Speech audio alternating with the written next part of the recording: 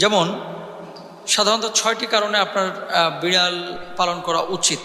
1 number, বিড়াল যদি বাড়ির মধ্যে থাকে, আল্লাহ রাসূল সাল্লাল্লাহু আলাইহি ওয়াসাল্লাম যেহেতু তিনি পছন্দ করেছেন, সুতরাং রাসূল সাল্লাল্লাহু আলাইহি ওয়াসাল্লামের পছন্দের প্রাণী আপনার বাড়িতে আছে, মানে আল্লাহর রাসূল যে প্রাণীটাকে পছন্দ করেছেন সেই প্রাণীটা আপনার বাড়িতে ফেরেশতা নিয়ে আসবেন। দ্বিতীয়ত, নবীজি সাল্লাল্লাহু আলাইহি ওয়াসাল্লাম যেহেতু পছন্দ করেছেন, আল্লাহর নবী যা পছন্দ করেছেন সেটা কিন্তু আল্লাহ পছন্দ করেন, তাহলে আপনাকেও সেটা পছন্দ করা উচিত। 3 নাম্বার, আল্লাহ রাসূল সাল্লাল্লাহু আলাইহি ওয়াসাল্লাম ভালোবেসেছেন, তার মানে বিড়ালকে ভালোবাসা এটা সুন্নাহ। যদি আপনি বিড়াল ঘরের মধ্যে রাখেন, একটা সুন্নাহ পালন হবে।